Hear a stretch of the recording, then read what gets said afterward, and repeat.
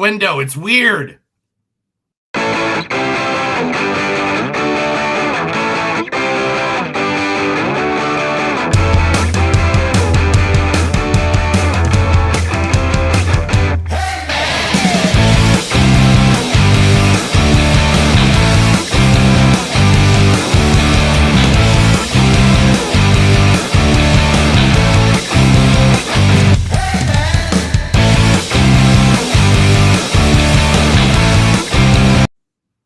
We're here, dude.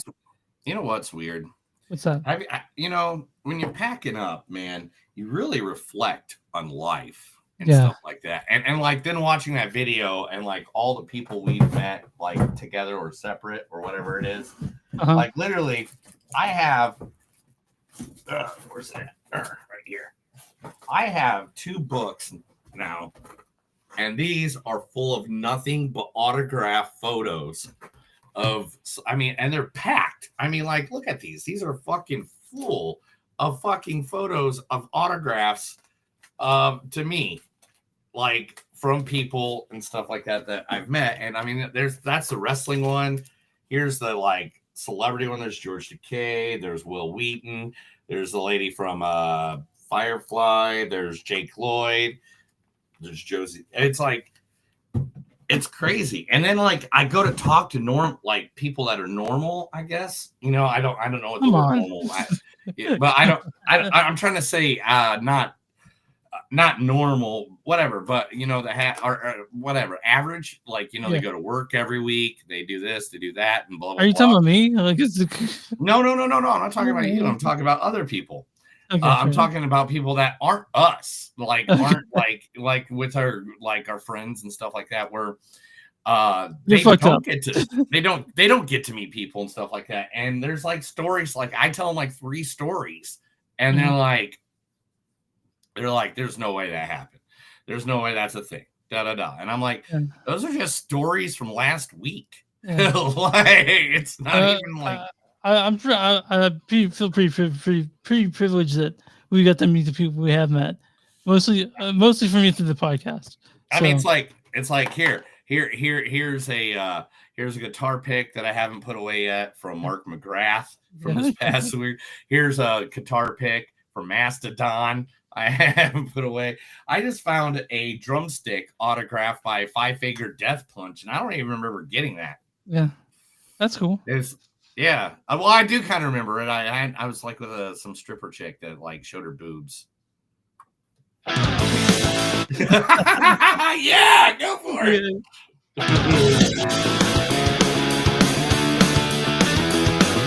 It's a show by Chris and Neil with all great movies. They are the real deal. We watch them all, so you don't have to. It's movies that don't suck and some that do. Ladies and gentlemen, boys and girls, listeners of all ages, welcome to another episode of Movies Don't Suck and Some Do. My name's Neil. And I'm Chris. Are we delayed that much? Yeah, I think so. So come back, go back, and I'll edit oh this. My God, we got to restart it. I'm sorry. There's already like 7 people watching, and I got to restart. I'll be fine. It'll be fine. Hey guys, Neil will be back in just a second. It's just me now. We're gonna talk about 2 movies today. 2 movies. But we'll hit the thing, and you did that. You know what you did.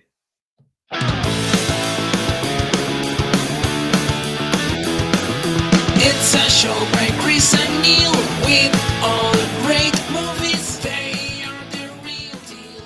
We watch them all, so you don't have to. It's movies that don't suck and some that do. Ladies and gentlemen, boys and girls, listeners of all ages, welcome to a wonderful, beautiful, fun episode of Movies Don't Suck and Some to Do. My name is Neil. And my name is Chris.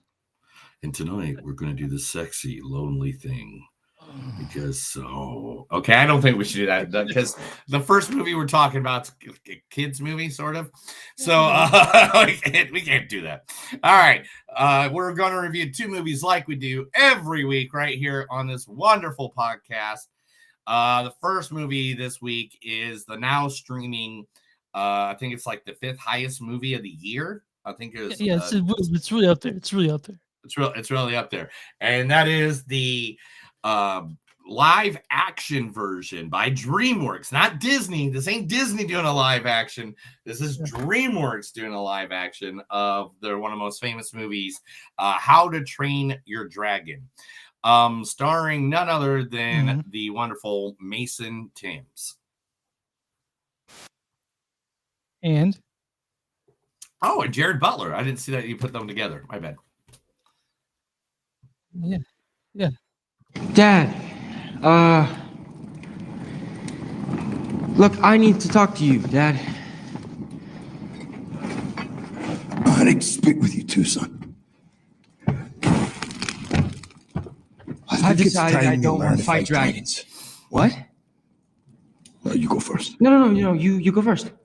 You get your wish. Dragon training. Start in the morning. Oh man, I really should have gone first. Because I was thinking we have a surplus of dragon fighting Vikings. But do we have enough bread making You don't Vikings? need this. Dad, I don't want to fight dragons. Come on. Yes, you do. No, let me rephrase. I can't kill dragons. But you will. No, I'm very extra sure that I won't. It's time. Hiccup. Can you not hear me? Can you not hear me?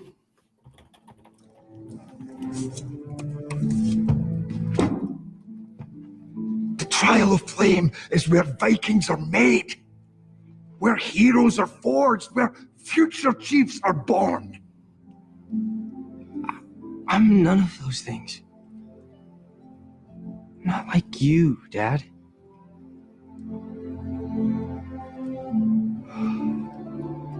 Listen. When you carry this axe, you carry all of us with you, which means you walk like us, you talk like us, you think like us. No more this. You just gestured to all of me. Deal. This conversation is feeling very much. Deal. There we go. From How to Train Your Dragon. It's like, Jesus Christ, how many more minutes was that thing going to last? Well, no, I had hours. honestly. It's over. It's over. That's from that movie. All the other ones are much shorter. I promise. Oh my gosh! All right, Jesus. I think I just listened to half the movie, didn't I? No, you didn't. That was in the first 10 minutes. Dude, come on. Dude, I was like sitting there, and I was like, dude, I was like.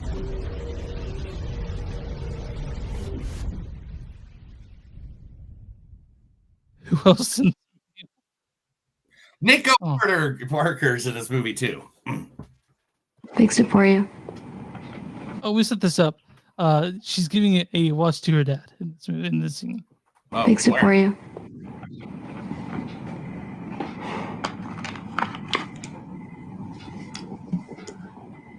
Did you? What? I don't hear anything. That was lame.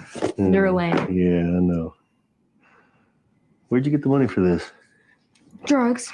It's better when I do. It was only $2, which I stole from you. I could have stolen 60, but I put the change back because I'm an honest thief. Besides, it's the thought that counts. And you were never going to do it for yourself. So.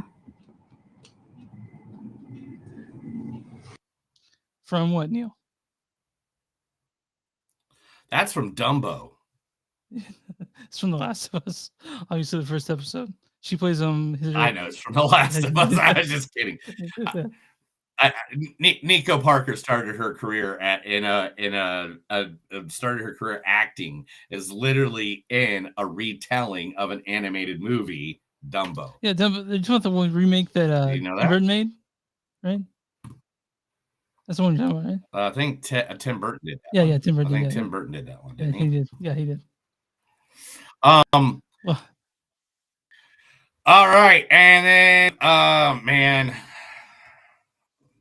I'll be very upset if you didn't. it was like, Nick Frost. you're gonna be upset.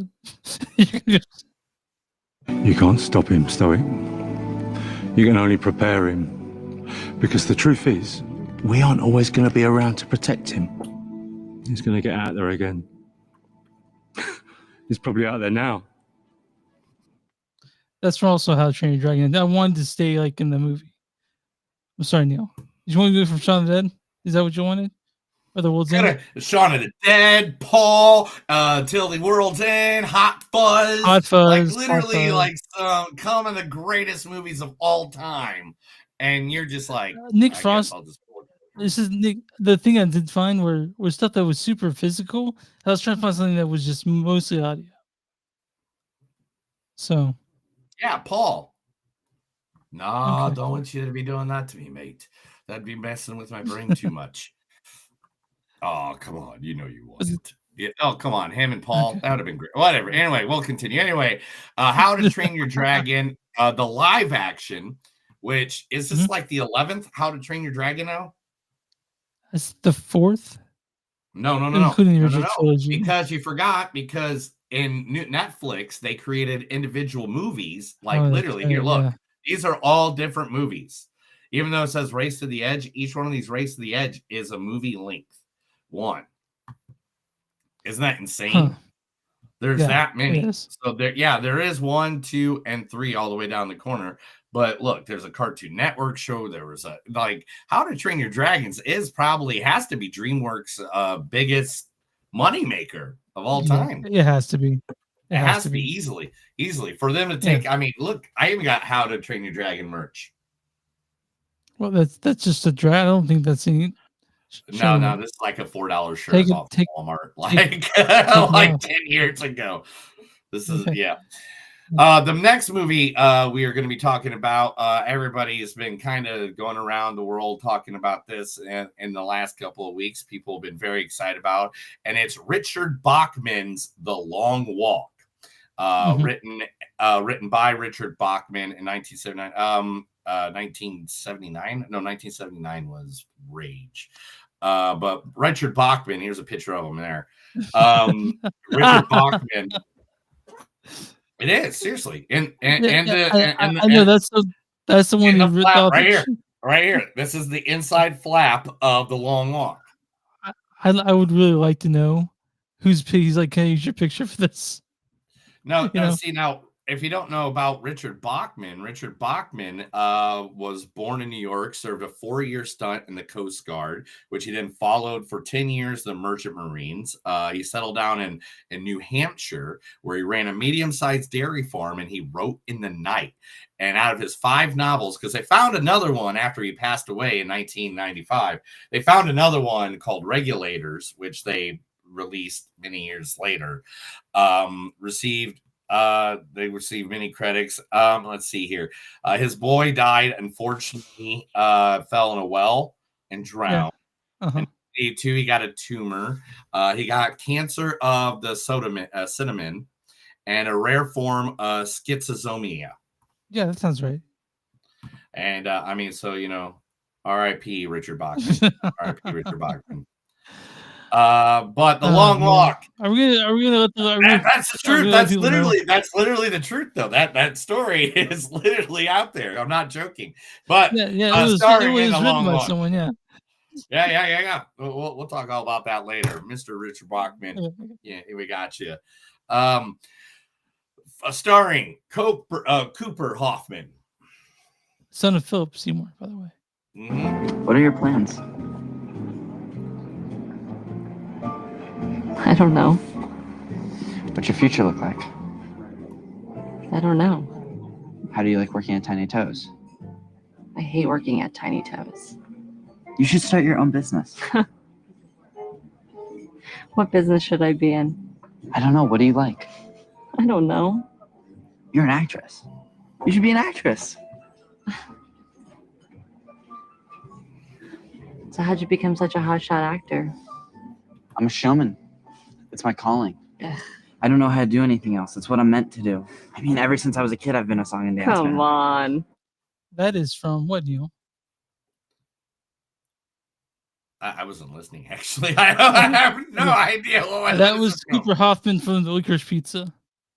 Liquor. Oh gosh, I forgot he played in that movie. Oh, we don't talk about that movie anymore. Anyway, also in this movie, the wonderful Marcus Johnson. Hey, he's my brother. You're not actually related. Yeah, but family means more than blood. Dylan's all the family I've got. Dad's got a new one, and Mum's. Weren't you on the phone to her earlier? What? No, that was Magda. She's worked for my dad for years. My parents' evenings, and she's on my sports day.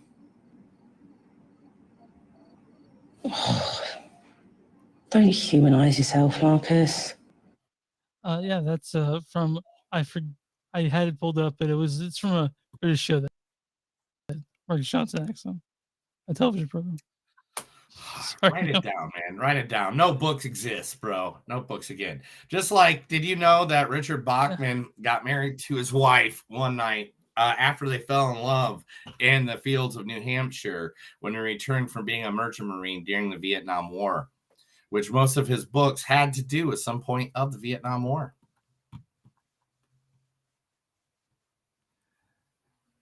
Yeah. Anyway, also in this movie, Ben Wong. I'm trying to find the thing. By the way, it's Ben Wang, by the way. Wang. First rule of Kung Fu. That's what I said. Wong. Everything is Kung Fu.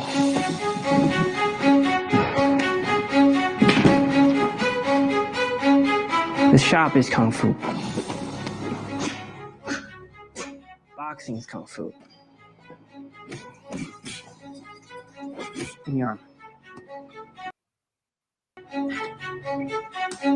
Lower. Wrong side. Around. 1, 2, 3, 4. Horse stance. Oh. Teaches control over the mind, so you can overcome the pain. You're gonna be making pizzas all day. You gotta be training while you're making those pizzas. I make 100 pies a day. I know how to make pizza, Lee. Cool. Show me. Yeah, from the Karate Kid. I know we haven't watched that one yet, right? Yeah, I have not. Yeah, that's got to be as soon as it comes on VOD, man. I haven't seen it yet either. Someone's Jackie Chan's in it. And so is Ralph Macchio, the Karate Kid, Karate Kid, and none other than the man himself, the man, the myth, the legend, the guy I have more tattoos of than anybody, the one and only, the man himself.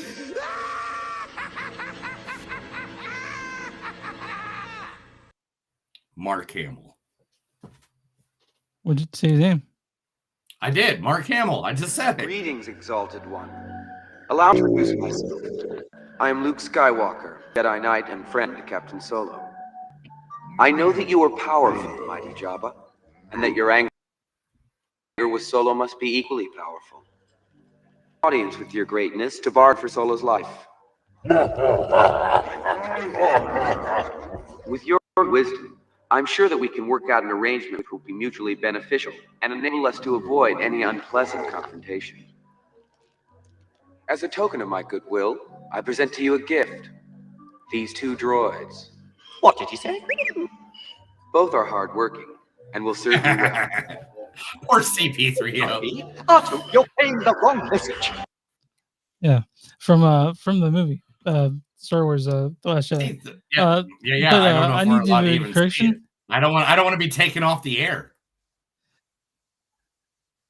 All right, yeah. I need a correction, by the way. The guy's name is David Johnson, not Marcus Johnson. I got his name interpolated with the role he played in the long road trip. So, yeah, David Johnson is the guy. By the way, I know what happened. I think we're off again. But yeah, I want to make that correction. David Johnson, not Peter, not Marcus Johnson. Jackson.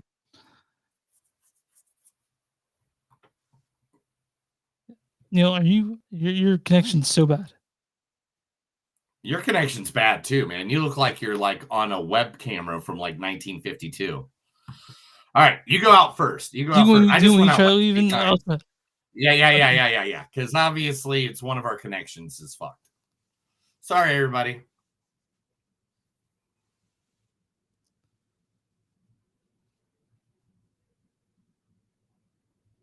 Leave, Chris.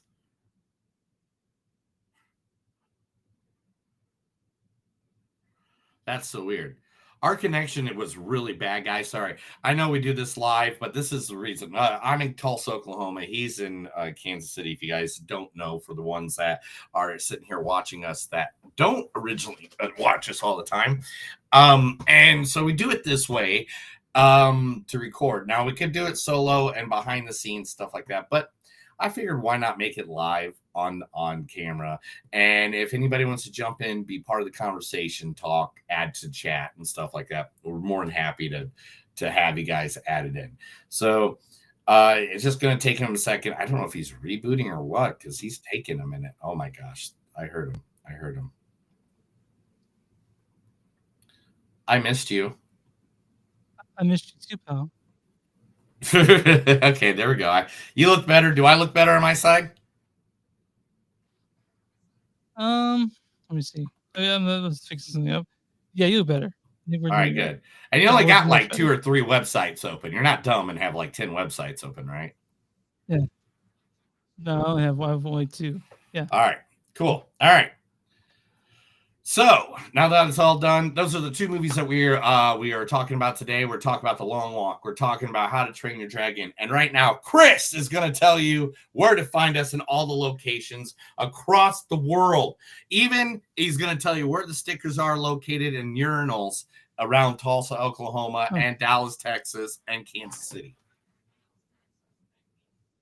Yeah, I think there's a few up in Pennsylvania. I don't know. There's some people put them up. I know. I just found some more of mine, so I'm gonna put some more around before I go around. Okay. Yeah. All right, you guys can find us on moviesonsuck.net. We're at facebook.com/moviesonsuck podcast. We're in Twitter. We're on Twitter. We're at Instagram TS podcast. We have Blue Sky Movies Unsuck podcast. .social.bsky. You also can find us on Patreon. Patreon.com/moviesonsuck. If you guys want to give us a few shekels. If you guys want the merch, go to bonfire.com/moviesonsuck something to do, or TeePublic, search Blackwood Dash Productions. You'll find our shirts. The shirts with our logo with our face on it there. Also, go to w2mnet.com. That's w2mmoviesnet.com. You'll find us there along with our friend Mark's podcasts. Also, if you guys want stickers, email us, email one of our socials, or info@moviesonsuck.net if you want to be old fashioned. And wherever you find podcasts, Movies Don't Suck Some Do, we're on YouTube, we're everywhere. Just wherever you find stuff, we're there, damn it. We're even on Pornhub. Right. I don't know if we're there yet. Why did you put us on Pornhub? Almost. Bro? You should definitely put us on Pornhub. I really don't want jerking off to our voices. Neil, who we talking about today? Most of the contact across the country is actually watched on Pornhub because they won't mark people for shit. Oh, that's true. Yeah, just want you to know that. Anyway, okay. But who we talking about? Chris, are you ready for this? I found these people. Of course. I was just going around the interwebs, and this, you're gonna love this, Chris. You're gonna love it. Are you ready? Okay. This place is called Boardwalk from Los Angeles. Board as in BORED. Now, Chris, they are founded in Los Angeles, California. Boardwalk is an artist-owned small business that create comedy content and fun and diverse selection of gifts. You can get all kinds of, they got card games. Where's the card game? Boom, boom, boom. I can't even find the card game. I know I had it. Boom. Is that the card game? Yeah. They got a card game that like literally helps you to talk with people instead of just sitting there on your phones, and then they have like a whole line of t-shirts. I mean, what do they have? They have they have so much stuff. Their stuff is really high quality. They have They have apparel for. They have diverse gifts for and apparel for men, women, non-binary folks, and kids. Their apparels, as towels, bags, are designed, hand printed in Los Angeles at their headquarters using eco-friendly, water-based inks. Now, Chris, you're about to go to this website as soon as you're done, because you know why? I'm going to show you some of the T-shirts. Okay. All right. Hard pass. Hard pass. When people walk up to you, hard pass. Everything popular is wrong. Yeah, that's true. Yep. Wish you weren't here. Yeah. Oh, here we go. Yeah. What kind of wine goes with smashing the patriarchy? And you Also, are the woo to my tang. Yeah. Yeah. I love that one. Have the day you deserve. That's a good one. This is my favorite. And this is the one I'm going to be ordering. See you at the after party. Ban the fascists, save the books. Yep. Maybe tomorrow, Satan. That's a good one. I like that one. I like that one too. I might get that for a late birthday gift for myself. Yeah. Someday we'll all be dead. I like that one. That one brings me happiness. Let's see. Mine unwielding melancholy brings all the existentials to the yard. And the good thing about science is that it's true whether or not you believe in it. I love these shirts. You can go to boardwalk.com, literally BORED, not board as in a like a wood board, board as in your board. Like you're not excited about something. Boardwalk.com. They also got a Facebook where they post a bunch of videos in support of what good people are supporting these days. Like, you know, they're a big supporter of Jimmy Kimmel and everything that he went through. So again, guys, it's called Boardwalk. You can go also to their Facebook, which is Boardwalk. They have an Instagram, which is Boardwalk, a TikTok that is boardwalk.lol. They make cute videos and they make good statements about the world. Go support them, support local, support artists like this, because why not? That's what we do. Yeah, we support. All right, Neil. I think. Are you ready to talk about some dragons? Let's talk about some dragons. Let's talk about How to Train Your Dragon, directed by Dean DeBoy. You know what else Dean DeBoy directed? The original How to Train Your Dragon. I know, right? Yeah. This stars Mason Thames as Hiccup and George Butler as Stoic. Dad, look, I need to talk to you, Dad. I had to speak with you too, son. This also stars Nico Parker as Astrid. Big support you. And Nick Frost as Gobber. You can't stop him, Stoic. This also stars Gabriel Hollow as Snotlout, Julian Dennison as Fish Legs, Brown James as Rough Nut, Harry Chevlin as Tough Nut, Murray MacArthur as Hork, and Peter Surfinitziwasis, can't say the name, as Spitlout, pretty other people. Neil, what's read the storyline for How to Train Your Dragon? Oh my god, I saw summary and not storyline. I thought I was going to have to read like 3 paragraphs, and I was like, no. Well, yeah, okay, storyline. As an ancient threat endangers both Vikings and dragons alike on the Isle of the Burke, the friendship between Hiccup, an inventive Viking, and Toothless, a night fury dragon, becomes the key to both species forging a new future together. So, Neil, I generally don't like I don't like the idea of live action remakes, especially when the originals. No, hold on, I'm not done yet. Yeah. Originally, when I thought the first one was perfect, I love 2011's How to Train Your Dragon. I think it's a perfect movie. And so everybody does. It's like a 9.1. Like it's one of the best movies ever. 2010. And so I went into this kind of like, but at the end, I looked over with tears in my eyes to my wife with both tears in her eyes, and I like this movie. I like this live action remake. It's almost a shot for shot remake of the original, you know. They added a little. They added a little, and we'll talk about that in a second. But now, I'm gonna. Now, do I think it need to be made? No, but it's good. I'll say All right. that. All right, Yeah. all right. I gotta add my 2 cents. Yeah. Fuck you for not allowing me to see this in the goddamn theater, you fucking asshole. No, Out of all of them, Neil. obviously I like dragons. We met at Dungeons and Dragons. Why didn't we go see this? I saw this at home, and I got a decent sized TV. I'm not gonna be like, oh, my TV's small, but I don't have a projector screen. Well, I do, but it's packed. But I don't have a projector screen in a basement like other people do. I have my TV, and I did have the lights off, and I had a good time, and I watched it and stuff like that. But man, I would have loved to seen this in the theater with the sound effects. Just you can't blame me for that because you can see whatever you want. I see movies all the time that we talk about the podcast in the theater, so you don't have to. Chris, yeah. I can only see movies that we decide because I don't have much time in life, and it gives me an excuse. I work 40. I can go see. I said I work 40 hours a week. I have like a full week, but I still if a movie I want to see out in theaters, I see it in theaters. But do you want to exchange jobs? I mean, I don't know. Sure, I get health insurance and stuff with this one, so no. You can get health insurance with mine if you get a full 40 a week. Have you had a full 40 a week?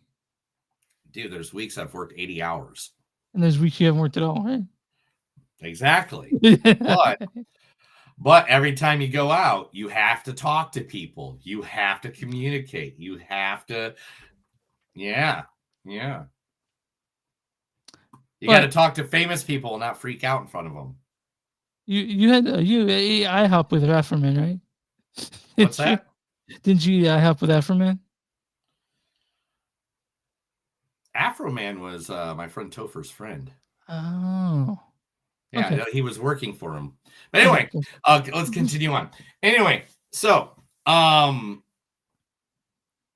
this movie is the best live action remake of a fucking 100%. I haven't 100%. seen Lilo and Stitch. And Lilo and Stitch is the only one that made more money than this. Yes, I saw that. And you know what the mess up? No, wait, before you jump in. And you know what the mess up thing about all of that is? I have it somewhere. There it is. This movie was released in the same movie season as another live-action remake of an animated original written and directed by Chris and so these guys did Lilo and Stitch as well. So 2 of the top summer movies this year were brought to you by the same 2 guys. Well, I'm not seeing Chris Sanders anything to do with this How to Make a Train Your Dragon, but animated originals. Animated originals. Okay, all right, fair enough. Okay, but anyway, but go ahead.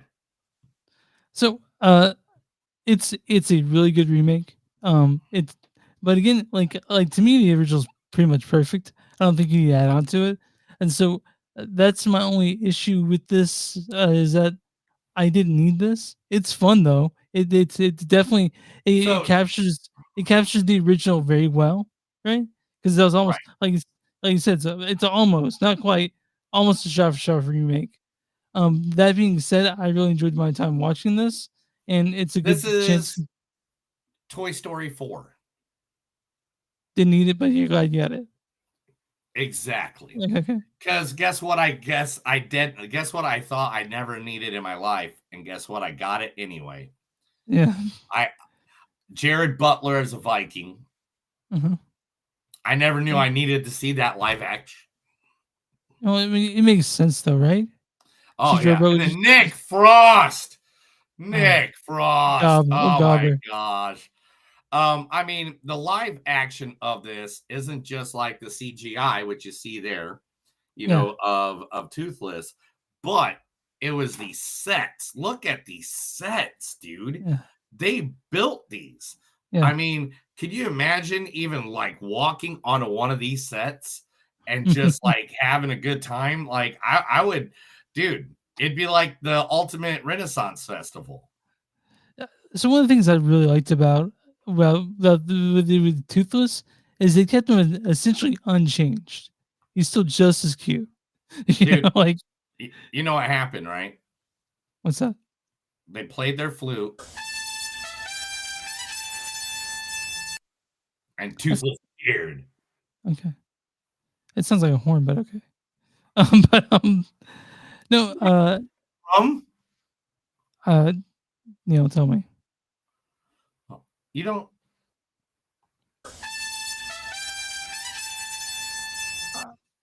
You don't know what that's from? Do you know how like little I slept last night? Just tell me. No, I have no idea. You didn't tell me that. You didn't come on here and go, "Hey, man, I only slept 2 hours last night." Oh, there's 2 flute playings in the history of geekyisms that everybody knows. One of them is the song from Breath in the Wind, Link. Ocarina of Time. You're talking about, yeah. Ocarina of Time, and that one, and this one.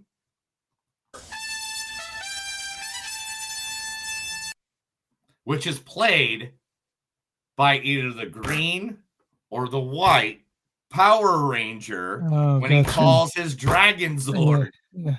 Okay, that makes sense. Okay, but yeah, if you would have played Ocarina of Time or something like that, I would have told that song of time. But okay, yeah, okay. I like this movie. I don't think it need to be made. I love it. I can't believe that I'm about to say I think a remake might make my top 10. Isn't that nuts? Isn't that nuts? It's beautiful. It doesn't feel like it was forced out. It looks like it was made with love. It to me, it's a sharp remake, but of almost all the way. But I'm glad it exists. I had a good time watching this. And guys, it looks great. It looks great. Well, I mean, if you haven't read some of the facts I put up, one, Mason is a huge fan of Hiccup, and he was afraid he wasn't going to get the voice right because the voice, so good. The voice is what makes the character in the animated film. In fact, Mason, for Halloween one year, I think it was this fact right here, Mason dressed up as Hiccup for Halloween. Well, as a kid. Does that remind you of anybody? Like, I don't know, Tom Holland? So Jared Butler stated, like going into doing this movie, that he had a good empathy for the characters because he was being forced to study law when he didn't want to be in law when he was younger by his family, and so he felt like he understood what the characters were going through. Yeah. So I mean, to get live action people, and Julian Dennison. Julian Fish Legs, yeah. Yeah, it's Dennison. Fish Legs, or aka Fire Fist. He was adorable as the character. Everyone in this was so good. They were all really good. I could not if when I heard it, I was like, oh, they're just trying to make a money grab like Disney is. And it's not that they're trying to make a money grab. I feel like this one was actually made because they're like, you know what? We have the technology now. Yeah. And we don't, and DreamWorks isn't really pumping out, like, I don't even know what DreamWorks' calendar looks like, but like literally, what else have you heard from DreamWorks lately? Yeah, I can't tell you remakes that I've seen that are as good as the original. Like this is right there. I mean, because it's just I was delighted by this movie, and of course, Mason and Nico and Gerard and Nick and Julian and Gabriel, all of them were fucking fantastic. They're all great, and they have 3 movies in the next 3 years. What are they? I know they have the sequel to this one, right? They're doing How to Train Your Dragon 2. Well, the Bad Guys 2 just came out, so I'm not counting that one. Yeah. But Forgotten Island comes out tomorrow, or it's in production. It says in production. It's supposed to be released now, but Forgotten Island is in production, so it doesn't even have a date on that. Oh no, that's 2026. Forgotten Island. Is that the game? I don't know, man. I don't think so. Like the board game that we've played? Oh, Forbidden Yeah, Islands. You think that's of Forbidden Forbidden Island. Island. Yeah. Okay. How to Train Your Dragon 2, the live action remake, is coming out in 2027. And with a month of that, Shrek 5 is coming out. Shrek 5. And that's it. Okay. Yeah, they're not. That's all they got. That's all they got going. That's good. I mean, we don't want a remake for fucking everything. And no, but I mean, that's what I'm saying. So DreamWorks took time and love on this and didn't just like, oh, here's another movie. Here's another movie. Here's another movie so we can try to get every dollar from you and then cancel your favorite night show host. You know, this is a thing, you know. So, but this, of the live action remakes I've made, this is the best one. You know, like that I've seen, this is the best of the live action remakes. 100%. Easily. Yeah, let's start it off. Chris, go for it. Give me a rating. I'm scoring this like a 4.2, 4.3. I like this movie quite a bit. Let's go even on it. Let's both say 4.3. This was because usually with these remakes, you don't feel the same heart as you do the other ones. Dude, like The Lion. I was just streaming tears. I know, right? Like my wife and I was watching something else before this, and she fell asleep during that, and I was like, well, I'm gonna switch it over to the movie I need to watch for the week. And she wakes up and there's like waterfalls are coming down, and she's like, she like wakes up like in a panic, almost like, are you right? What's going on? I go, toothless. It's like, yeah. I love this. I felt I had all the feels going, and me and Neil are big softies, and we love heart in the movie, and this has a lot of heart. A lot of love was made when making this. So I can't wait to hear this next part. Chris, go over to Rotten Tomatoes. I need to see this. I need to hear this. Okay, what's the audience score for How to Train Your Dragon on Rotten Tomatoes? Audience score. Easily. Did I just hear a cat meow? Yeah.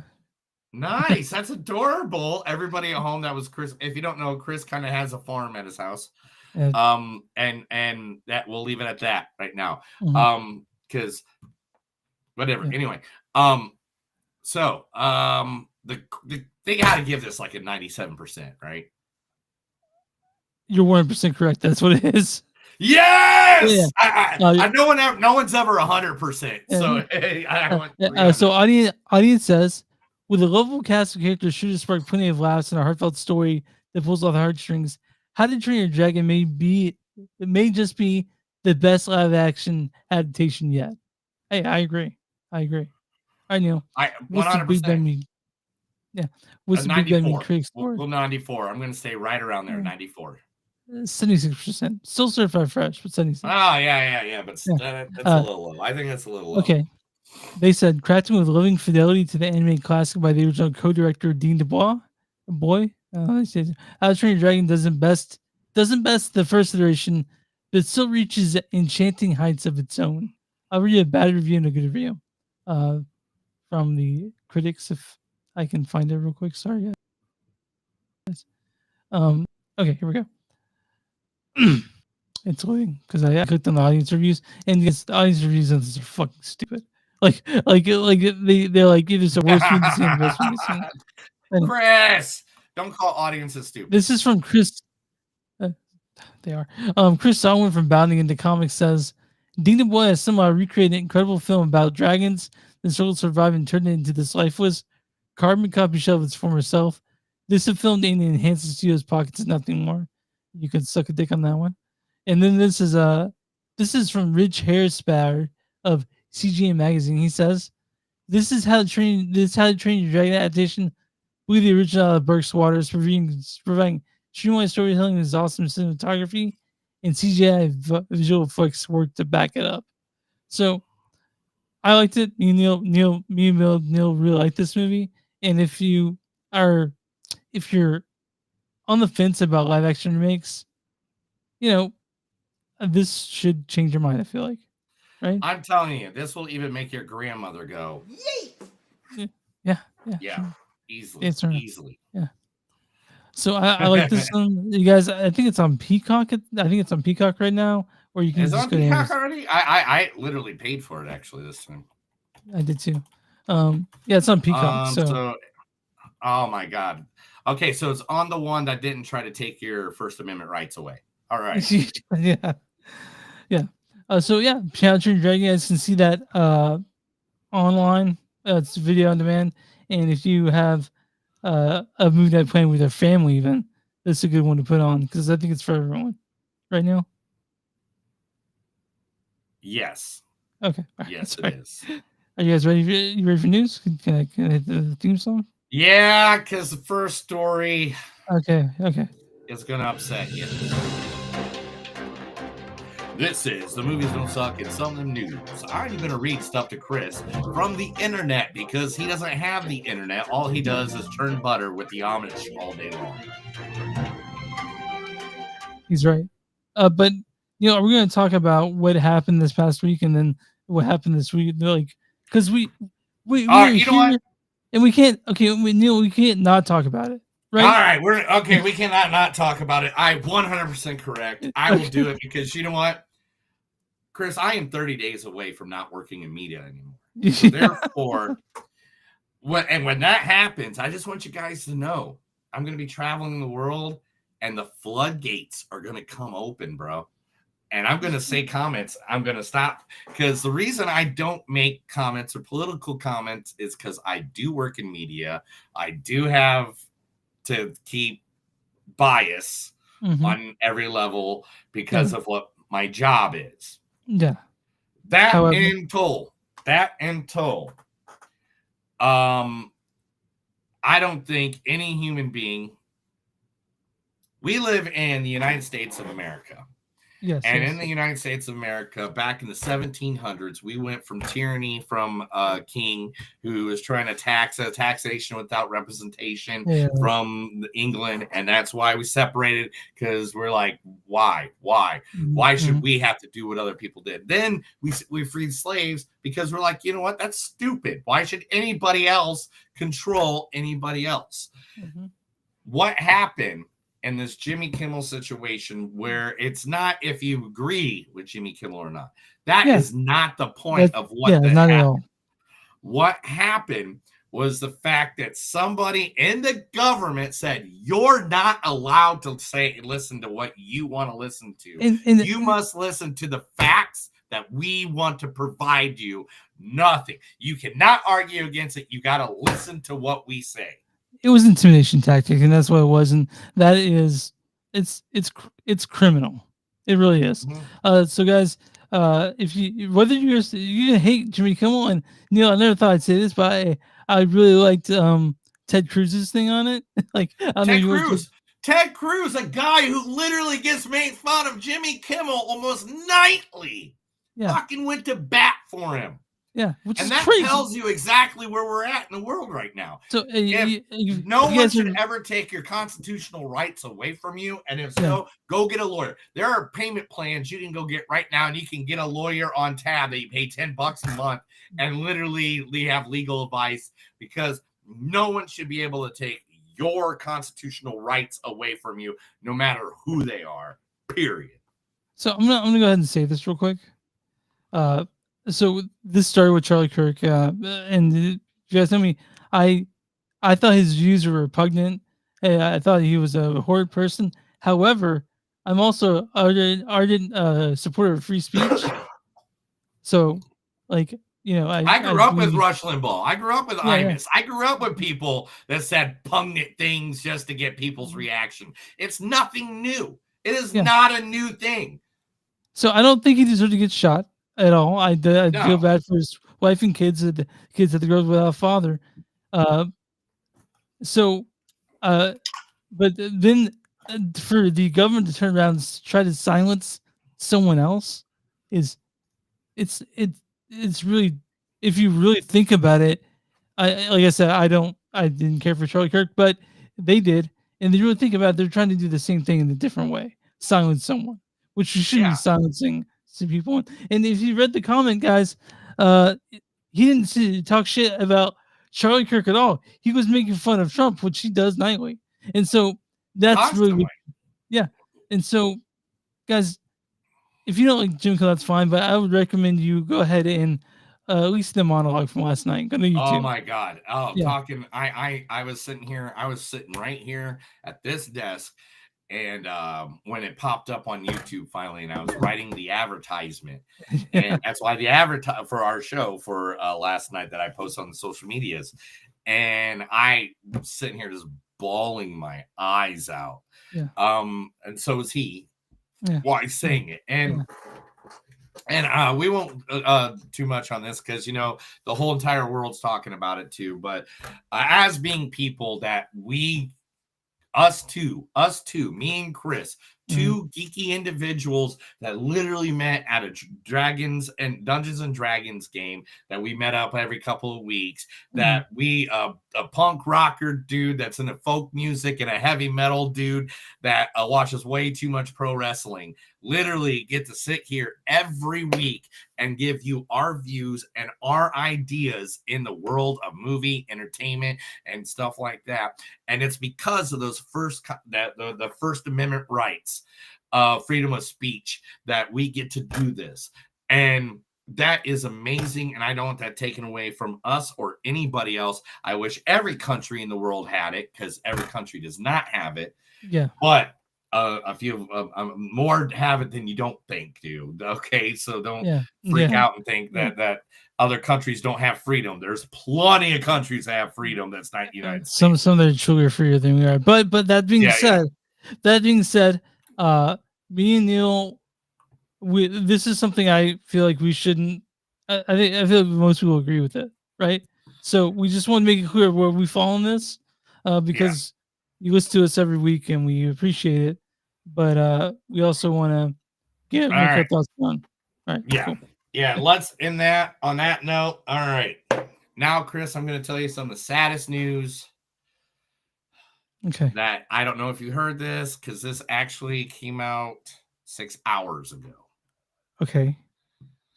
One of the greatest directors of all time has called it quits. Who? Guillermo del Toro. What?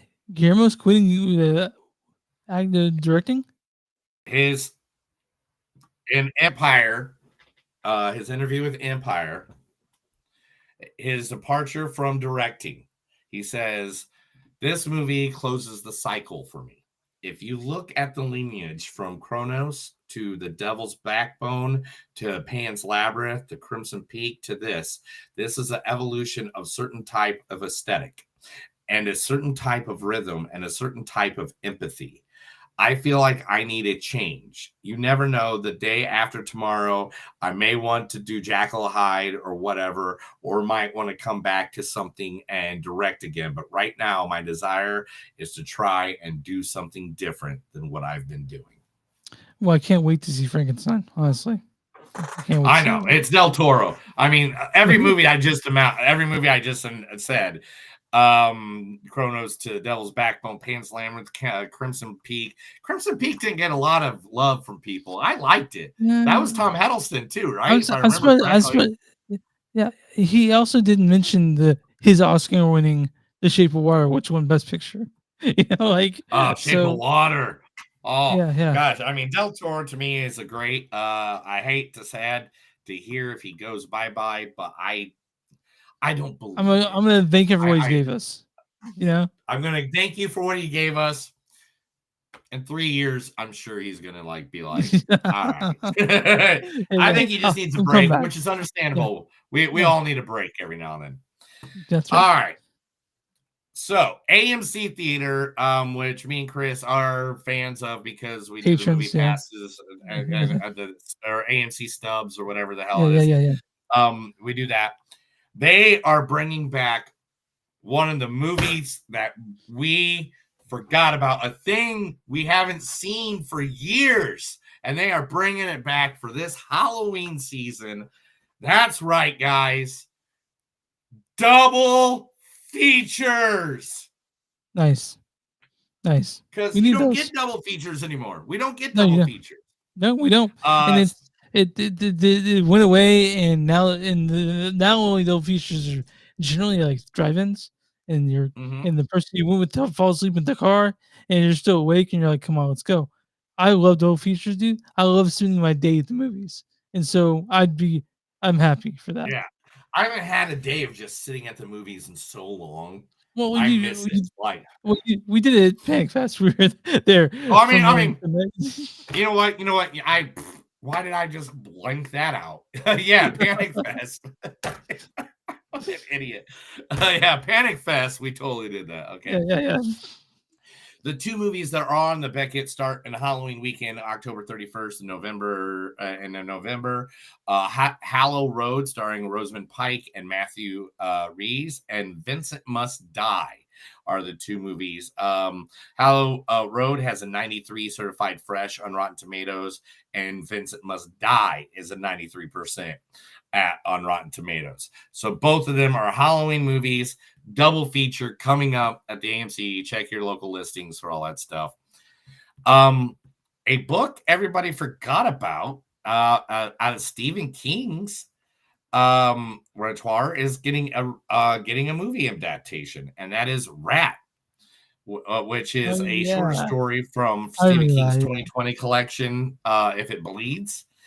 So that is going to be making into, if it's the next Stephen King movie to be made into another rendition of another version of a movie. I'm sorry, How another much, movie. how much money do you think he's making from selling his adaptations? Like, He doesn't really care.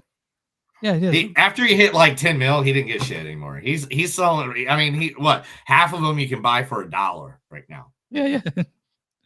Yeah, it's so. I mean, and that's the thing I love about Stephen King. I mean, I wish we would cover more Stephen King movies, but we talked about in a while. Oh yeah, it'll be a while. I guess. The Life of Chuck. The Life of Chuck. Yeah, I was just saying. Yeah. We are all wrong, Chris. We all did it wrong. We're wrong. I mean, we're all wrong sometimes. James Bond is not. Yeah, James Bond is not going to be any of the people we have said. Oh yeah, I did actually hear about this. The villain who says he's pick a fresh face that no one knows. It's going to be a fresh face that nobody knows. It's not going to be Aaron Taylor Johnson, which 100% it should be Aaron Taylor Johnson. Well, let's see what happens. Let's see what happens. Yeah, I'm open-minded. Mm-hmm.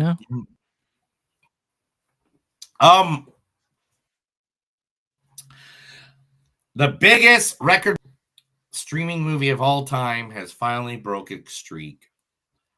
After the beginning of July being number 1 on streaming networks, it became number 2 for the first time this week.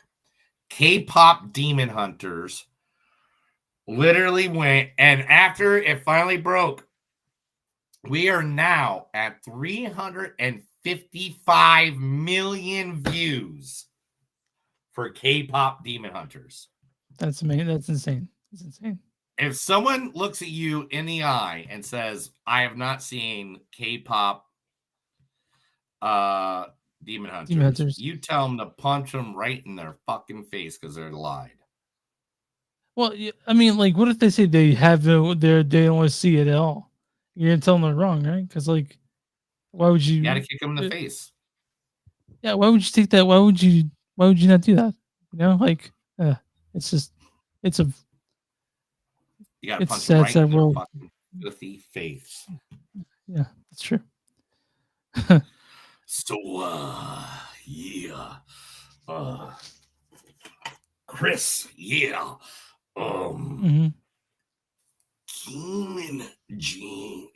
Keenan Thompson, from Saturday Night Live, he is about to write a biopic, of one of the greatest wrestlers of all time. I just want to watch it, man.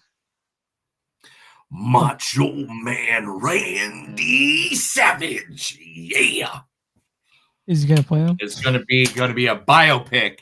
No, the veteran Kean Thompson is now producing and writing a movie in the life of Randy Macho Man Savage. It's going to be titled Macho. It's also going to be written by Eric Sharpo, and oh wow! And the script was written by Eric Sharpo and Savage's brother, Leaping Lonnie Poffo. If you don't know, Macho Man's real name is Randy Poffo. Okay. But who passed away in 2023. So that's where the script came from. And it's Macho Man. So have you seen Macho Man in person? Once as a wee little lad. Okay. As a very, very young lad. Very, very, very young in an airport. I used to have a credit card application signed by him. That's all you had, right? Because that's all you had in the paper and pen in the airport, and I had it all the way up to when I got divorced, when I was on my first the first marriage. Left it there somewhere because it was only like it was literally the size of this. It was like a little piece of paper, you know. But you still wish you had, I'm sure. But the people who created Con Air are teaming up back again with Nicolas Cage. Sure. 28 years later, with a new spy thrill called Fortitude. Now the movie is going to be an action thriller, a World War II movie. Ben Kingsley, Sir Ben Kingsley is going to be in it. It's Ed Scarin, Matthew Good, Alice Eve, Michael Sheen, and Lucas Haas are also going to be joining the cast. Dope. I'll definitely see right? That. Yeah. It's Nicolas Cage, man. Yeah. It's not like I don't like Nicolas Cage. Yeah. It's good that you pay off the IRS now. You can start doing it once. So. So this past week, Jason Bateman was on the Hot Ones wing show. Yeah, he's talking about that show, Black Rabbit. He's in with Jude Law. Yep. Yeah. But he also talked about things we've always wanted to know about the Arrested Development movie and how it was going to be a parody of the show played by different actors playing them. Interesting. I'd see now, who was signed on for it? Tell me. He goes, this is his own words, word for word, what he said from Hot Ones. I feel like it was very close to happening. The other casting would have been Dr. Phil for George Sr. Will Ferrell was going to play Will Arnett's part. Yeah. Jonah Hill was going to play Michael Cera's part. George Michael, yeah. But it was cruising, and he says, it was cruising. It was going to be a movie inside. It was going to be a movie inside of the movie, and they were going to be on the set with the Blues, and you would show up, and Michael Bluth was excited that Matt Damon was going to be playing Michael Bluth, and and he was going to give him too many notes, and then Matt Damon quits, and then so it's going to be a movie. It was going to be a movie about about the family, and the family was going to be pissing off everybody making the movie and trying to scam their way to make money like they always do. Yeah. Well, I would. Yeah. I'd like to see that, man. Maybe one day. One of my favorite game series is also being made into a movie as well. The Watch Dogs. Oh yeah, okay, that makes sense. They'd be a movie out of that. Makes sense to me. Yeah, they said Watch Dogs is one of it's another one making the leap from console to cinema. Now, in the exclusive interview with Screen Rant's Liam Crawley, while promoting the movie Plain Clothes, Tom Bluth offered a brief but intriguing update on the Watch Dogs movie. He said, It's going to be kind of cool. We just went back and did reshoots on it recently and made it even better. So they've already filmed it, it says. So it's not the game. It's very different. They've done an amazing job on making. I don't want to spoil too much. I'm trying to pick up my words carefully, but they've done an amazing job of making the game into a film. It feels very film, and it doesn't feel like that I just try to copy and paste a game. Right. Yeah. I hope that goes like so. Oh man. Right? That's pretty cool. I like that. Neil, quick question. Before we move on from this story, I'd like to know if there's a game series that you get a move for right now, or a game that you want to be Red Dead Redemption. Oh yeah. Okay. I can't. Red Dead Redemption. What? It's between that and Cyberpunk 2099. Or 2077. 2077. Just because Keanu Reeves. That's the only reason Cyberpunk has anything over. But man, like I don't have a Red Dead Redemption right now. I don't have one because I have them on the Xbox One, and I don't have it. I don't have it on the Xbox XS. And I've been thinking about downloading one of them. Yeah, dude, probably two because two's the best. They're so good. Dude. And it's just it's such a rich place to pull from. Like you have these fully realized worlds. You can make a movie out of those fully realized worlds. You know, like lots of them. Yeah, dude, I can't even tell you how much I want to see a Red Dead Redemption game. Like if Kevin Costner would have did a Red Dead Redemption game and not the stupid Horizon bullshit that he did, you would have got me, bro. You're right. That's the only right answer. You know, that's the only right answer. I mean, we're gonna get the Fallout TV series, so that's done. But we need Red Dead for sure. Zach Krager confirmed in an interview this week that yes, he is writing. He's already halfway through of writing the prequel for Weapons. I don't know how I feel about that, man, but I'll see it.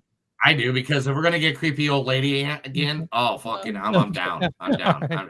Because I love her. I love her and everything she's ever done when she's creepy old lady. Sinners has been knocked out of first place for a horror movie of the year. By Weapons? Conjuring Last Rites has now surpassed at the box office. But Neil, both you and I know that Sinners and Weapons are the best horror films this year, right? Okay. So far, the cast of Spider-Man Beyond Verse has been saying that they have just got done doing some reshoots and redones, some revoice work and stuff, and that has wrapped. So they are now just working on the finishing touches, and it is in post-production. Okay, because then for a while it was a bit touch and go what they're doing. So let's see what stories that nobody gives a shit about.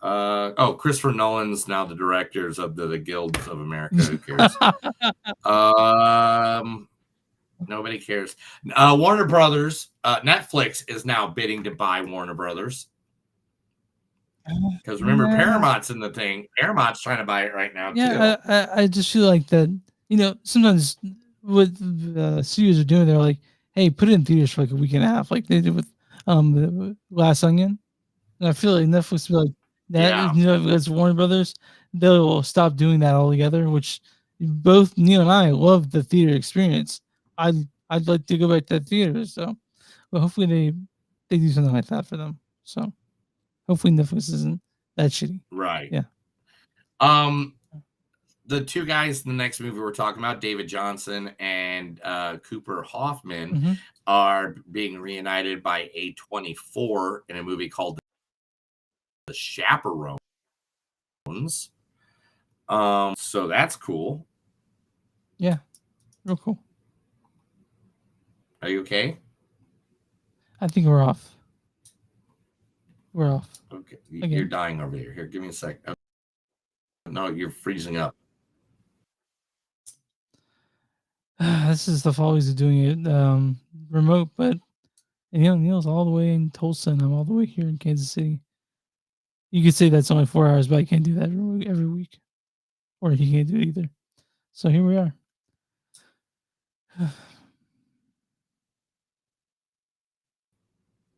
Okay, I think we're good. All right. So, Chris, just want you to know that we helped $7 million get donated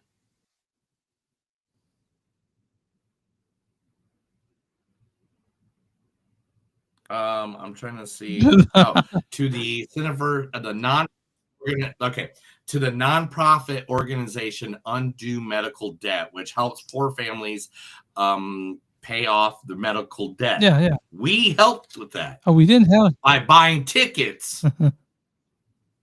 By buying tickets to go see the Toxic Avenger. Nice. The Toxic Avenger, Peter Dinklage and company, donated $5 million and an extra million for every extra million that was made over the budget. I love that. I really do. So $7 million was donated. Peter Dinklage is a bomb. All right. 3 last stories, and they all got to do with Disney. Okay. All right. Yeah. Oh. Number 1. Have you ever seen the commercial Morgan and Morgan? I don't think so, actually. You know, like the law. Oh, yeah. Okay. Yeah. That sounds familiar. Yeah, it sounds familiar. Yeah. Well, Morgan and Morgan in 2024 used a little spigot of the cartoon Steamboat Willie. Is that not public for their commercials? Public domain anymore, isn't it? And Disney started suing them before that it became for the likeness, for Mickey Mouse likeness. Well, Morgan and Morgan's like, hey, you know you're trying to sue a law office, right? So Morgan and Morgan has now reversed and now has filed a lawsuit against Disney, saying the Disney legal team offered resistance to plan a national-wide advertisement campaign that featured both Minnie and Mickey Mouse from Steamboat Willie. Mm-hmm. And so now Disney is fighting with none other than a law office. That's fucking ridiculous. Dumb, right? Yeah. Disney is almost as litigious as Nintendo is when it comes to property they own. So, fuck. What's the next Disney thing? Right. Yeah. And it's just dumb. It's just dumb. It's just like, dude, why? Why are we even doing this? Yeah. Don't talk to me unless you have my baby. And do you think they have my baby? I really don't think so. Heck, what's connection just went like under? I'll leave. I'll leave. All right,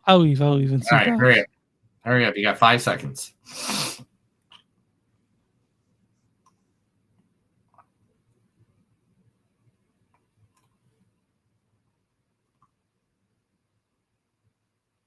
Sorry, guys. I don't know what's going on today. I don't know if the world's like, I don't know if there's storms in between us or what's going on.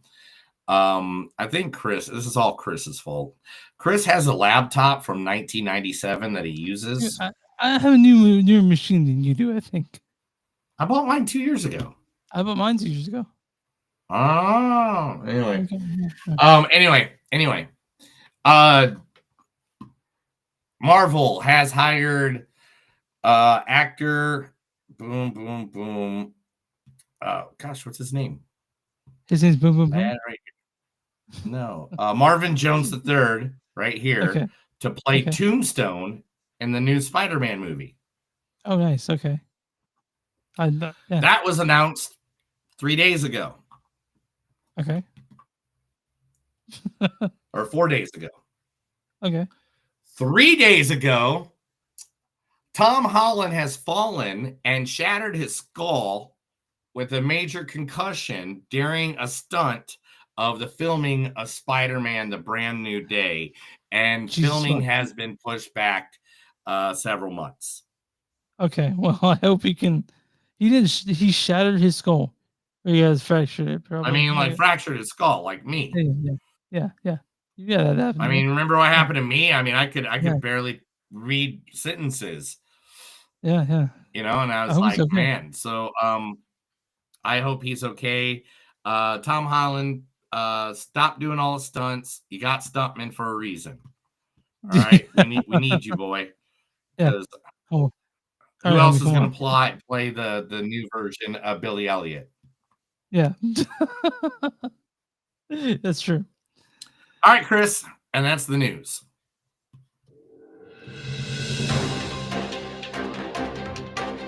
I guess Neil is gone. He had a problem. So I wait for him to come back. But that was news. And now we're going to have next news and Neil comes back. I froze up. All right, restart it. Hey, Well, Chris. I already gave it out. I already did the thing for you. Outro? Yeah. Nice. Chris did an outro, everybody. I don't even know what to do right now. Okay, but I guess Neil, we talked about the long walk. Do you want to give your version of the outro? I know you like doing it.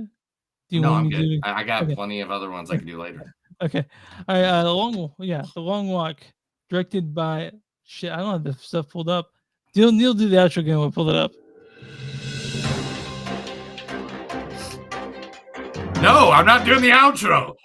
Francis Lawrence directed it. The same guy who did the Hunger Games. Come on. Sorry. Stop the music. Yeah. Stop the music. Okay. All Sorry. All right. Yeah, Francis Lawrence directed the Hunger Games. Does all three of them, and he comes back and does another movie about death. In and he did Red competitions. Sparrow too, and he Hoffman did the new. He did also the. Are we off again? Did you just f us up? I don't think so. Yeah, we are. We're way All right, off. I'll leave. Oh, guys, I'm really sorry about this. I don't do. Neil's gone. It's me a hell to edit this. I'll tell you that. I don't know if somebody's using your Wi-Fi. There's nobody at my house, so nobody's using my Wi-Fi. Okay. I'm sorry, man. I don't know what to tell you.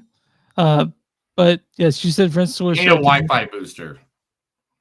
I do. I have one upstairs. I should go in that. Dude, I'm literally like 5 feet from my window right now. But yeah.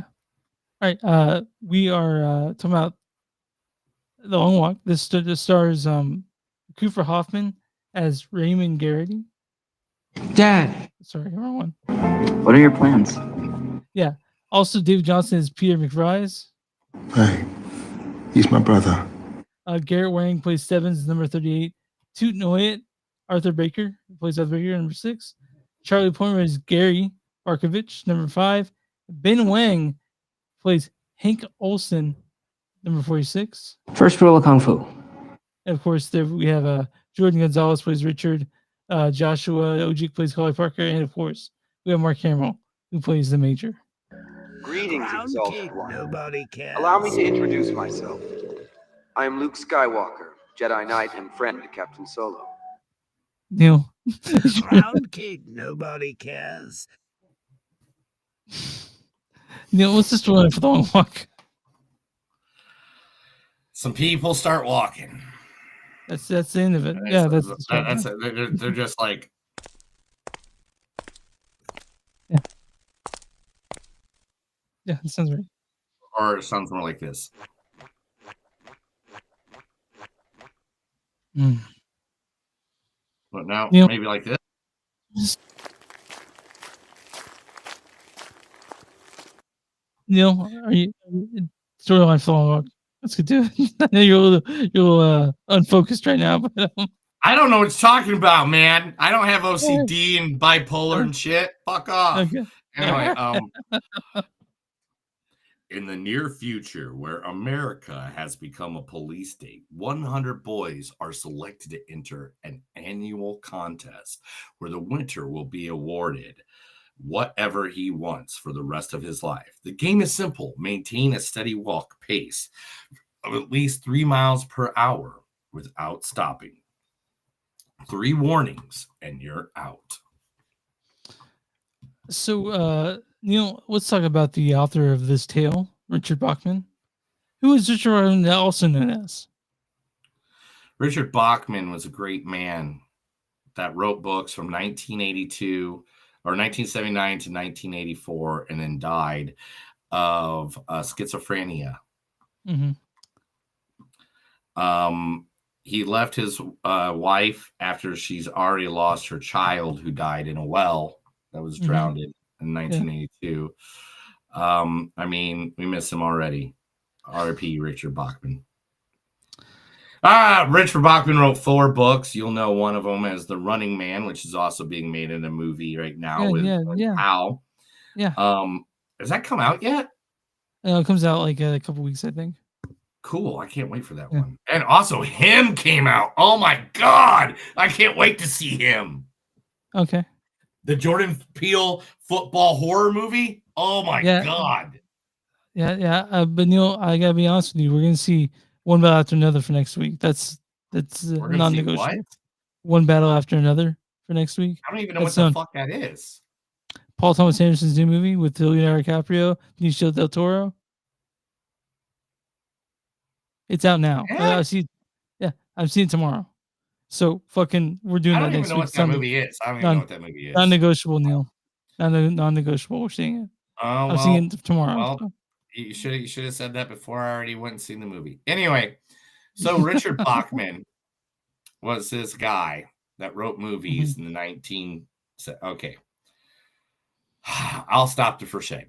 All right. Richard Bachman is actually, one second. I gotta get this out of the way. I just gotta get it out of the way. Get this a little smaller. Let's get a smaller one. There we go. Richard Bachman is none other than this psycho looking dude. It's Stephen King, guys. This crazy fucker with the buck teeth. Yeah. Obviously on cocaine, because you can see how his cocaine crazy eyes. Yeah, his pupils are dilated. No, the king of horror himself, Stephen King. Now, let me tell you the joke.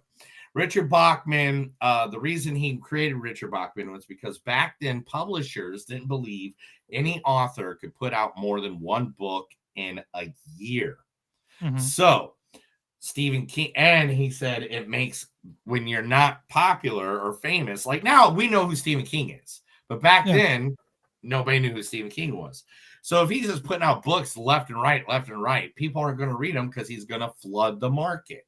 Yeah. So that's why 4 books between 1979 and 1984, Rage, The Long Walk, Road Work, and Running Man, were all put under the Richard Bachman namesake. Now, the description they just had me read was false.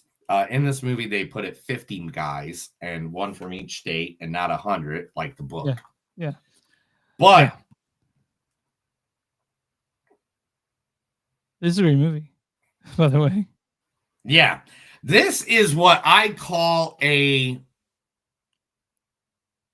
at the beginning, a builder. Yeah. A builder. Because at the beginning of the movie, you almost get bored to the point where you want to look at your phone and you're almost bored. You're like, am I just going to keep watching people talk and bitch about stuff? Okay, so there is a lot of talking in this movie. What'd you expect? It's a long walk. But I never really wanted to look at my phone. But Neil's right that as you get to these characters, you get attached to them. And as things start to happen, you have reactions. Sure. Yeah, these kids start walking, they start talking, and like Bing Wong and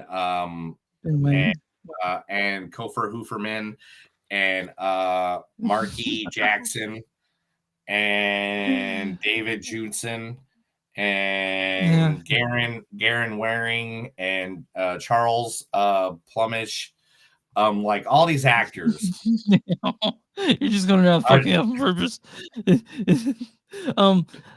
anyway, so all these no, one second. Let me say my part. So all these actors actually they start building this camaraderie together, even though only one person wins. I mean, it's like the fucking Hunger Games. In fact, I think the Hunger Games stole from here now that I've and it also makes sense. And let's talk about how what does Francis Lawrence have against kids? He hates him. Apparently, he wants him to He die. wants them all to die. I think Yeah. every movie he's done, they die. But Yeah. This one, people will say maybe it has political ideology. Of course, Stephen King would deny that, but it has a little bit of parallel to that. It's the actors in this are amazing. All of them are great. All of them. I loved every single actor in this movie. Um, that's and it's hard not to see. there's one that outshined all of them, and we know who it Ben, was. who was it? Mark Hamill. Okay, yeah, he played it. Mark Hamill is the greatest actor of all time, people. Neil, I think you told me this. I think Mark Hamill loves playing evil characters, doesn't he? Yes, but there's actually, let's see. I think I have. Oh, there we go. Mark Hamill feels that his character in this movie adaptation is easily his worst character of all time. In an interview at the San Diego Comic-Con, he shared his thoughts playing the Major. He's sadistic and all those terrible things. It's unlike anything I've ever done before, and that's what I like about it. Yeah. So you played the Joker. What's more sadistic than the Joker? Yeah, you have to wonder. But Neil, I really like this movie. I like it. I mean, I enjoyed my time with it. But like you said, it does start out like there's lots of talking, lots of talking and walking. But the way they space it out and the way it's shot is really interesting out loud. Like just the way it's done. It was. Yeah, it's one of those movies that, like, and the more it goes, the more it grabs you. Mm-hmm. Now, at the beginning, I was kind of like, "Yeah, all right, I'm watching this," and to be honest, I was really into wanting to see this movie. But like at that moment in time, like when I started this movie, for some reason, I was just in a bad mood. I don't know why.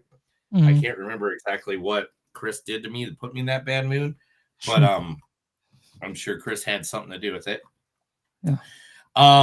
But I just went back to it, and I was just like, all right. And then things started happening. And I mean, good old bullet to the brain wakes you up right away. It does that. Yeah. And so the first thing I do have to say is, so if you do have PTSD from gunshot bullets and wounds and hearing gunshots, maybe not the best movie for you to go watch. Yeah, I mean, you should wait a little bit. Yeah. Yeah. Because there's a lot of a lot of jump scares that deal with bullets. So that's kind of a thing. Or shooting.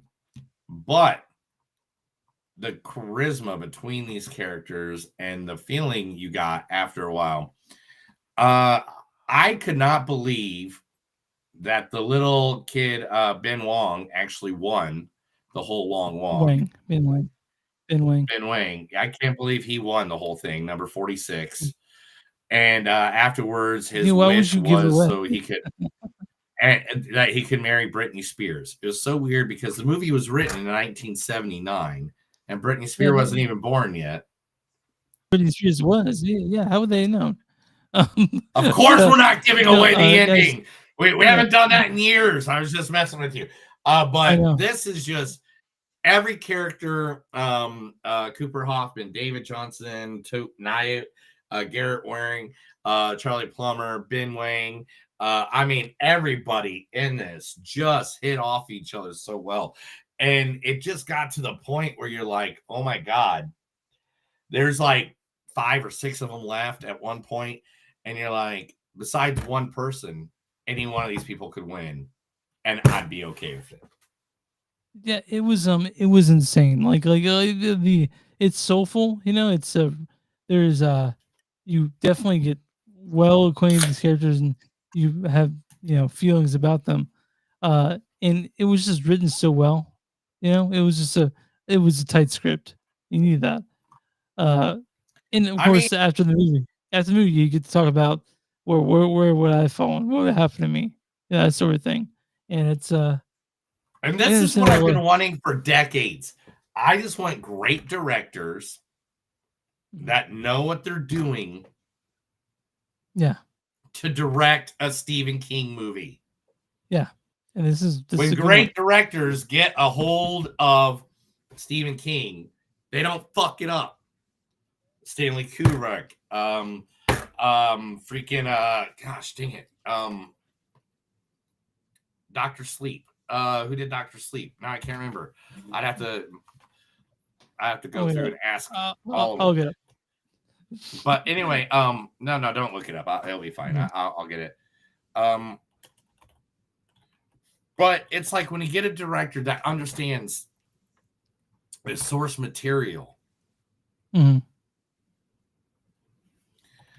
I know you're hearing me type. So let's see. Yeah.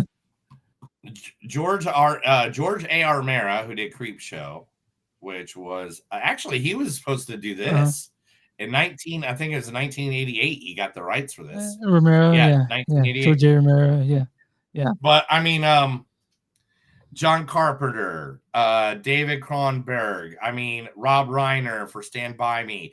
I mean, like when someone gets it and they get the idea of what the Stephen King is actually saying, and it's not about jump scares or being spooky or whatever, and they get the oh man, yeah, Rob Reiner, Misery, freaking Taylor Mike Hackford, Flanagan. Dolores Claiborne.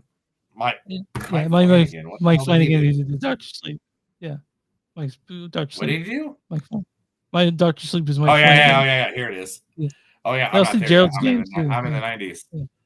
Oh, Gerald's Game. Oh, so many freaking things. Anyway, but I mean, you know, when somebody gets it and they understand what they're doing there, that just makes it 10 times better. I hate it when I see a Stephen King movie and they don't get it. They don't understand. They did it because it's Stephen King. Like, what's a good example of it? Whoever directed Thinner in 1996, Tom Holland. Like, that must be a different Tom Holland. I think there was one that came out on Paramount that was really terrible. There was a Stephen King adaptation. Was it Salem's Lot? Maybe, I don't know. Yeah, that one stunk. I watched it. You and I watched it. We don't want to talk about it. But you know, is another one that man, The Mist. I don't think that gets enough love. Dude, I love The Mist. The ending in that. So, quick little thing. The ending of that is the one that Stephen wish he would have thought of. By the way, Hearts in Atlantis too. Yeah. It's like, what's a movie if you could get a movie redone that was Stephen King's that has been done already, but it could be redone, and you want to see someone else take handle on it. What movie would it be? Salem's Lot. Easy. Well, the original was great. Yeah, but I feel like it could be updated. Yeah, I feel like it could be updated too. The one I hated the most, because it is literally one of my favorite books in Stephen King's collection. It is one of my favorite things that ever existed. Was the 1993 movie Needful Things, starring Ed Harris. Oh yeah. I love Needful Things. And I like the guy who who's the guy who played the devil in that? I'm trying to remember. But like literally that is one of my favorites of all time. And Max von Sydow. Okay. Is who played the devil in that. But anyway, that was like nobody understood what they were doing in that movie.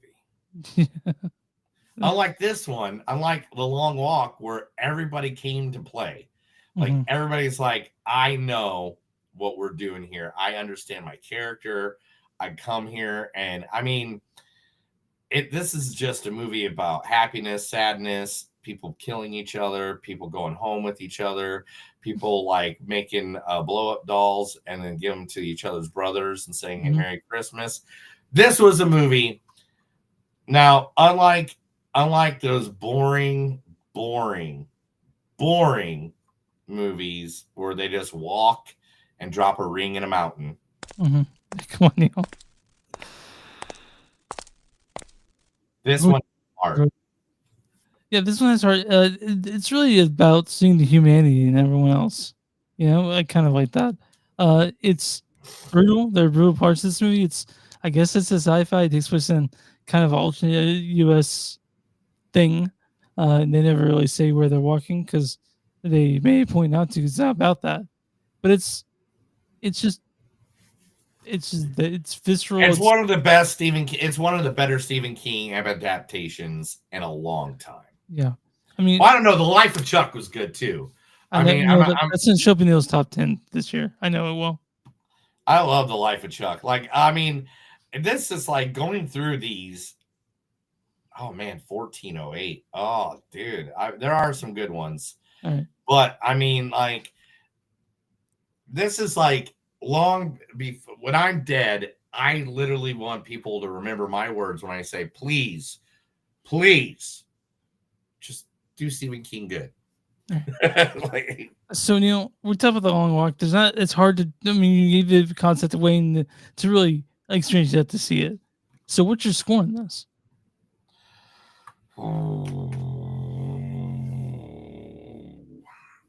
This is why I've been dragging on because what just happened? We had some lights off, I think. So. Okay. I was like, did the power just go out? Because I know storms are coming. God,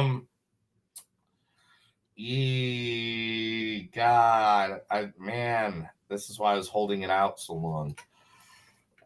4 or 5? 4.5. Okay. 4.5. I mean, I really like this because it's one of those that at the beginning of it, it kind of made me feel like I was a little bored, but I feel like it did that on purpose to start grabbing you. Okay. Kind of like the beginning of Hunger Games. You're a little bored with it because it's like, oh, yay, they're poor. Who cares? And then all of a sudden the Hunger Games stuff starts and you're like, oh, no, I mean, I think Francis knew exactly what he was doing when he. I'm going with the 4.2 on this one. It's good. I like it a lot. But you know, you got 4.5. You love this movie. I liked it too. And, you know, I'm gonna run to it as a complete score for The Long Walk. 67%. 85%. Man, I thought they would go low on this. Audience says The Long Walk is a dystopian emotional journey with strong King-esque vibes. It thoughtfully navigate themes of morality without straying from them in its well-trodden path. All right, Neil, what is the critic score for The Long Walk? Ooh,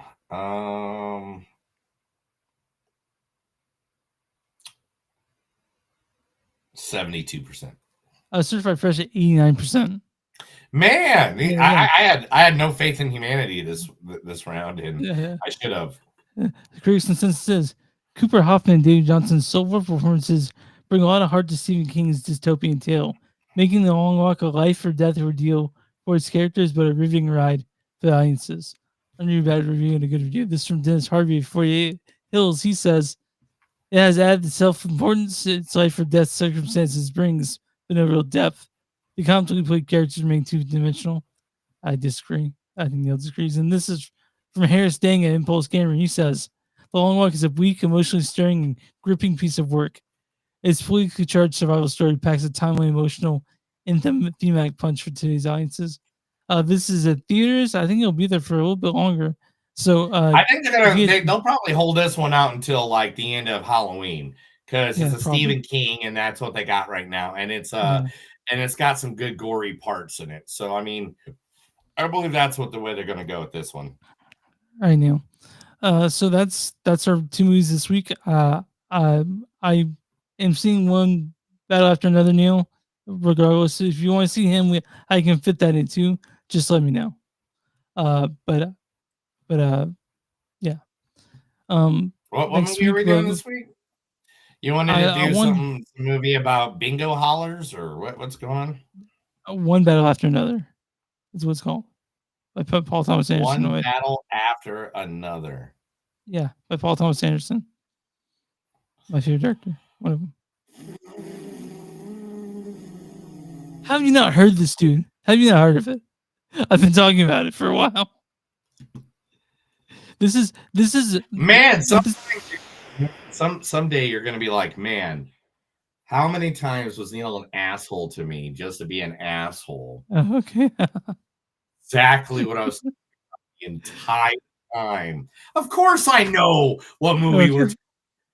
Female Revolution. I the rug. Okay. And, yeah, I know exactly what movie. Okay, good. Because I was.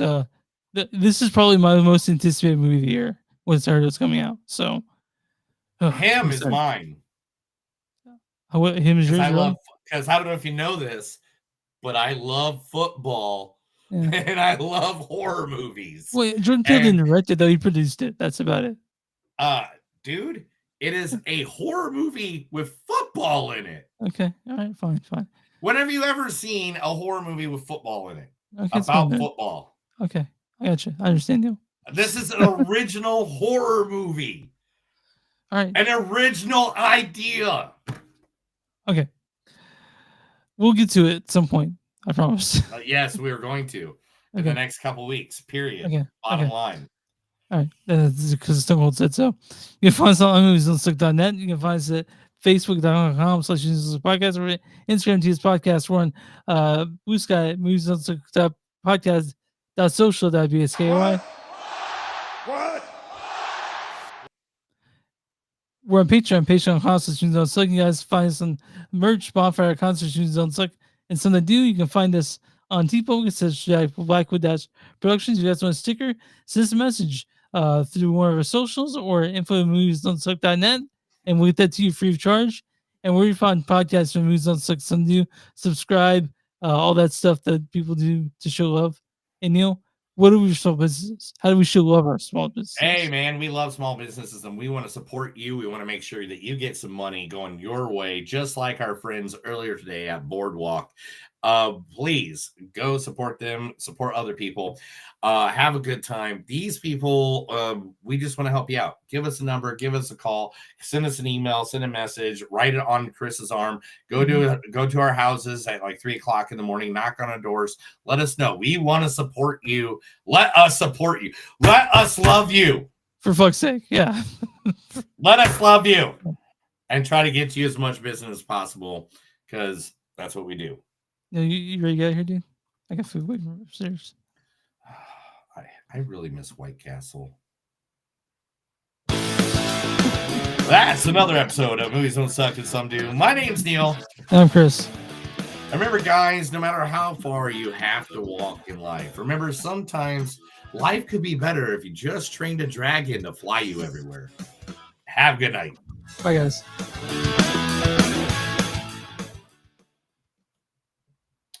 Thank you for all the people that have been watching in and out and out and in and out after everything that's effed up this time. I know. I don't know why. I don't know why everything messed up this much. You guys, thank you for everything you've done. Thank you for watching around. You guys have a good night. Have a good day.